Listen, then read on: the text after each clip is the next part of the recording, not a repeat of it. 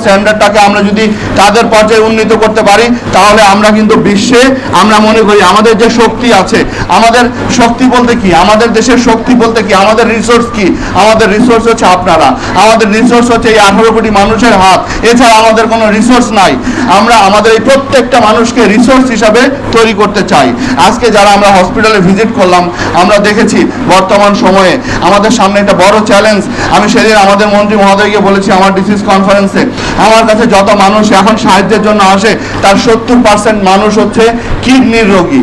বিশ্বাস করেন তারা কিডনিতে আক্রান্ত। এবং এই আক্রান্ত কেন হলো, আমাদের কেন আমরা এই রোগে আক্রান্ত হলাম, এর বাইরেও আজকে অটিস্টিকের কথা চিন্তা করেন, অটিজমের কথা চিন্তা করেন। আজকে আমি যে অটিজমের যে ইউনিটিতে গেলাম, এত সুন্দরভাবে কোনো জায়গায় ম্যানেজমেন্ট আমি দেখিনি এত বৃহৎ পরিসরে। কিন্তু আমরা কেন আজকে এই রোগের দ্বারা আক্রান্ত হচ্ছি?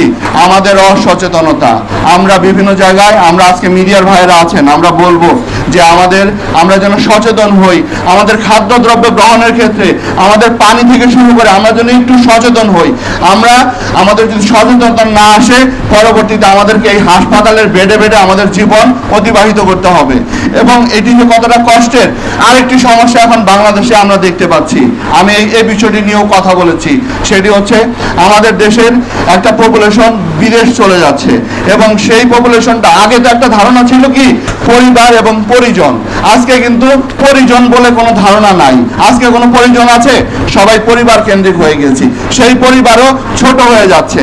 আজকে আমাদের অনেকের বাবা মা সন্তানরা বিদেশ চলে যাচ্ছে, কারণ কি globally we are very interconnected, পৃথিবীটা অনেক ছোট হয়ে আসছে। এই ছোট পৃথিবীতে মানুষ ট্রাভেল করছে। ইদানিং যারা যাচ্ছে তারা মেনলি অনেকেই আর দেশে ফিরতে চাচ্ছে না। তারা যারা দেশে ফিরতে চাচ্ছে না, সেই ক্ষেত্রে সেই বাবা মাগুলো, ছোট ছোট পরিবার, পরিজনের ধারণা নাই, বাবা মাগুলো একা হয়ে যাচ্ছে। সেই বাবা মাগুলোকে দেখার জন্য আগামী দিনে আমাদেরকে ভাবতে হবে, আমাদেরকে সেইভাবে চিন্তা করতে হবে। না হলে আমাদের সেই বাবা মাগুলো, আজকে আপনারা যে অবস্থানে আছেন, আমরা যে অবস্থানে আছি, আমাদের এক সময় আমরাও এই হয়ে যাব, আপনারাও হয়ে যাবেন। আপনাকেও সেই সেম সং শুনতে হবে, যে আমরা যেন সেটা না শুনি। সেই জন্য আমাদেরকে আজকে প্রিপারেশন নিতে হবে, দক্ষ হবে, প্রিপেয়ার করতে হবে যে আমরা আসলে কেমন সোসাইটিতে, কেমন সমাজে আমাদেরকে দেখতে চাই। কারণ সব সময় আপনার এই শক্তি, এই তেজ থাকবে না। এগুলো সব আমাদের বয়সের সাথে সাথে, পৃথিবীতে আরো অনেক তেজি মানুষ ছিল, তারাও বয়সের কাছে হেরে গিয়েছে, তারাও বাস্তবতার মুখোমুখি হয়েছে।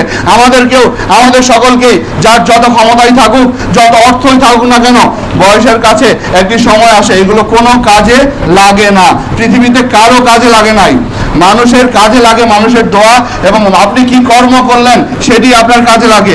আপনি ভালো কর্ম করলে আপনার মধ্যে ভিতর থেকে একটা শক্তি তৈরি হয়, এবং এই শক্তি আপনার জীবনকে অনেক বেশি মজবুত করে, অনেক দূরে নিয়ে যায়। আপনার মধ্যে অনেক বেশি সাহস থাকে, সাহস যোগায়। আমরা বিশ্বাস করি আপনারা যে কাজের সাথে আছেন, সেই কাজ দিয়ে আপনার সমাজের মানুষের কাছে যেতে পারবেন, এবং কাছে গিয়ে তাদের মধ্য থেকে তাদের সেই ভালো কাজগুলো করে, সেই ভালো কাজগুলোর মাধ্যমে আপনার ভিতরে সেই শক্তি তৈরি হবে, এবং আপনার মধ্যে ভালো চিন্তা তৈরি হবে।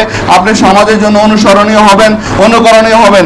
মানুষ দেখবে যে আমার এই নার্স বোনটা এত সুন্দর ব্যবহার করে, আমার ব্যবহার এত সুন্দর না কেন, আমিও আমার ব্যবহারটা সুন্দর করি। আপনাকে যে দেখে যেন সে হসপিটালে এসে শিক্ষা নিয়ে যায়। শুধু আপনি তাকে চিকিৎসায় সেবাই দিবেন না, আপনি তাকে মানুষ হিসাবে, মানুষের প্রতি কি আচরণ হওয়া উচিত, মানুষের সাথে মানুষের কি ব্যবহার হওয়া উচিত, সেটি শিখিয়ে দিবেন, যাতে সে আরেকজনের সাথে, তার পরবর্তী আরেকজনের সাথে সে যেন সেই আচরণটা করে। তাহলে আমি মনে করব আপনি যে পেশায় আসলেন, সেই পেশায় আসা আপনার সার্থকতা পেল। আপনি শুধু পেশায় এসে সার্থক হলেন না, আপনার দেশকে এবং সমাজকে আপনি কন্ট্রিবিউশন করতে পারলেন, এবং দেশ এবং সমাজ উপকৃত হলো। আজকে এই প্রোগ্রামের মাধ্যমে আমি এই মেসেজটাই দিতে চাই, আসুন, এই দেশটি আমাদের, এই দেশ আমাদেরকে, আমাদের সমস্যা থাকতে পারে, আমাদের লিমিটেশন থাকতে পারে, এটা আমরা স্বীকার করি। কারণ আমার দেশ ছোট্ট একটি দেশ, এই দেশের লোক সংখ্যা অনেক বেশি, অনেক মানুষের অনেক ডিমান্ড, আমরা সকল ডিমান্ড ফুলফিল করতে পারবো না। কিন্তু আমরা যেন, আমাদের যেন পজিটিভ মেন্টালিটি থাকে, আমরা যেন তাদের সাথে ভালো আচরণ করি, তাদের কথা শুনি। আমরা যদি সেতটুকু করতে পারি, তাহলে মনে করবো যে আপনার জন্য আমাদের যে আয়োজন, আপনাকে আমরা যেভাবে দেখতে চাই সেটি সার্থকতা পেয়েছে। শুধু সফল হলেই হবে না। আজকে একটি কথা বলে আমি আজকে যখন আপনাদেরকে ক্যাপ করাচ্ছিলাম, তখন আমার একটা গল্প মনে পড়ছিল। আবুল কালাম আজাদ, আপনার নাম শুনেছেন, উইংস অফ ফায়ার যে বইটা লিখেছেন, সেখানে একটি ঘটনা আছে এরকম যে তাকে সে যখন পারমাণবিক বোমা উৎক্ষেপণ করলো ভারতের, তখন তাকে ইন্দিরা গান্ধী সাথে সাথেই বললো যে তাকে আমি দেখতে চাই। তখন সে যখন ইমিডিয়েটলি দেখতে চেয়েছে, সে যখন আসবে তখন তার পায়ে ছিল একটা চপ্পল, এবং সে যে ড্রেস পরতো আপনারা জানেন যে খুব নর্মাল লাইফ লিড করতো, তখন সে ওই ড্রেস পরে সে তার শিক্ষককে বলতেছে আমি এই ড্রেস পরে আমি কিভাবে তার সামনে যাবো, এটা কি আমার যাওয়া উচিত হবে? তখন তার শিক্ষক একটা কথা বলেছিল যে তোমার ড্রেস তো তোমার ড্রেস না, তোমার সফলতা হচ্ছে তোমার মূল ড্রেস, তোমার সার্থকতা তুমি যে জাতিকে দিয়েছো সেটা হচ্ছে তোমার ড্রেস। আজকে আপনারা যে ড্রেস পরলেন এই পবিত্রতা রক্ষা করবেন, এই ড্রেস পরে আপনারা যেন আপনার সার্থক হয়ে আপনারা প্রত্যেকটা জীবন সফল করে তুলতে পারবেন, সার্থক করে তুলতে পারেন, সেই প্রত্যাশা রেখে, এবং আজকে আমাকে যেখানে কথা বলার সুযোগ দিয়েছেন এবং আপনারা যেভাবে পুরো হসপিটালটা দেখিয়েছেন, এই জন্য আপনাদের প্রতি কৃতজ্ঞতা প্রকাশ করে, আপনারা যে সমাজের জন্য ভালো কাজ করছেন, সমাজের মানুষের পাশে দাঁড়াচ্ছেন, আরও বেশি কিভাবে আন্তরিকভাবে কাজ করতে পারেন আপনাদের পুরোটা, আমরা কিন্তু কেউ সারা জীবন পৃথিবীতে থাকবো না, কিন্তু আপনার কর্মগুলো থেকে যাবে, এবং এই সুযোগ আপনাদের আছে, এই সুযোগ সবার নাই, এই সুযোগটা সদ্ব্যবহার করবেন সেই প্রত্যাশা রেখে আবারও সবার সুন্দর ভবিষ্যৎ কামনা করে আমরা আমাদের বাংলাদেশকে সুন্দরভাবে গড়তে চাই, সেই লক্ষ্যে আমরা সবাই মিলে কাজ করে যাব এই প্রত্যাশা রেখে আবারও ধন্যবাদ জানিয়ে আমার বক্তব্য শেষ করছি। সবাই ভালো থাকবেন। আসসালামু আলাইকুম।